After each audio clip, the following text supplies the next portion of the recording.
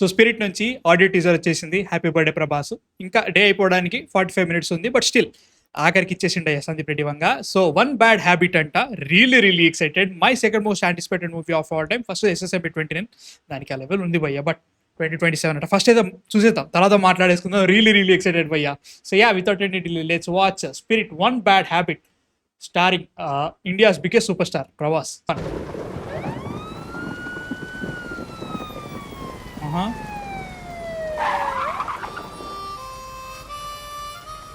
Gulshan Kumar and T series.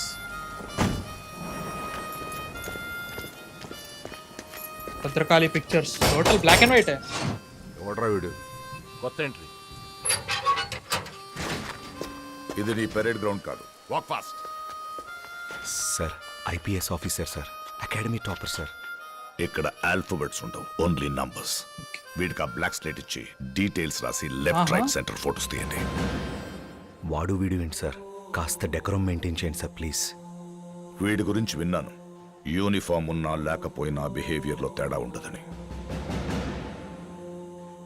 Contact issues వల్ల ఓసారి terminate అయ్యాడని. చూద్దాం ఈ ఖైదీ యూనిఫామ్ లో ఎలా బిహేవ్ చేస్తాడో.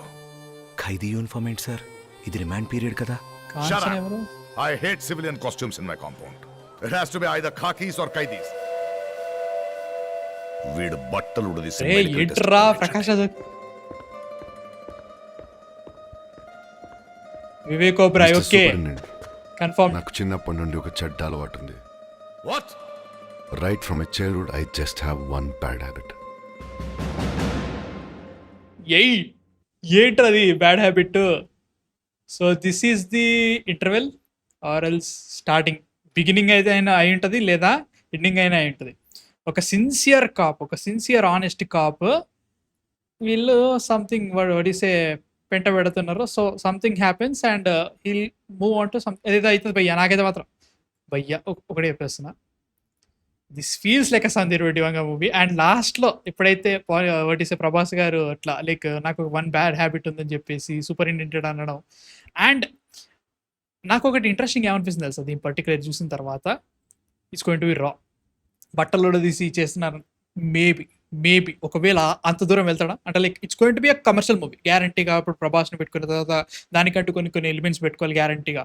అండ్ నాకు ఏమో భయ్యా, నాకైతే మాత్రం ఎక్సైట్మెంట్ అయితే పెరుగుతుంది. And this gives a small kind of దాని ఏమంటారు, ఏం జరగబోతుంది అసలు, సినిమా ఏంటి, పాయింట్ ఏంటో చెప్పడానికి. ఒక సిన్సియర్ కాపు, ఆనెస్ట్ కాపు తన చేయని తప్పుల వలన, ఎందుకంటే మనకి లెటర్ బాక్స్లో ఒక స్టోరీ లైన్ వచ్చేసింది అన్నట్టు. సో డ్రాగ్ మాఫియా ఇవన్నీ జరుగుతూ ఉంటాయి. దీంట్లో మనకి Don Lee, Vivek Oberoi, maybe Don Lee ఉన్నా లేకున్నా వివేక్ ఓబ్రాయ్ వీళ్ళందరూ ఉంటారు కాబట్టి. అండ్ కాంచన్ ఎవరో తెలియదు భయ్య, వీళ్ళందరూ ఉన్నారు.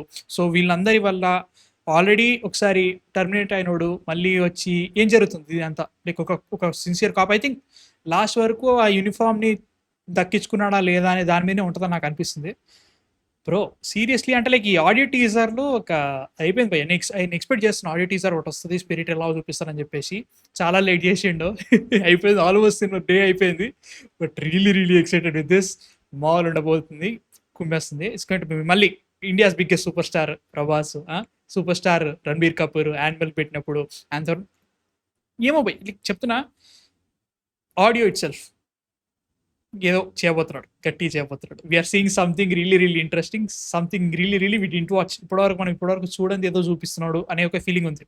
అండ్ ప్రకాష్ రాజ్ గారి అడిషన్ అనేది ఇంట్రెస్టింగ్. అంటే లైక్ నేను ఎక్స్పెక్ట్ చేయాలి ప్రకాష్ రాజ్ గారిని తీసుకుంటాను. అండ్ ఆల్సో ఈ మధ్యలో ప్రకాష్ రాజ్ గారు చాలా సినిమాలు చేస్తున్నారు, చాలా సాచురేట్ అయిపోతున్నారు. బట్ సందీప్ రెడ్డి వంగ సినిమాలో ప్రకాష్ రాజ్ ఎలా ఉంటాడో చూడాలి.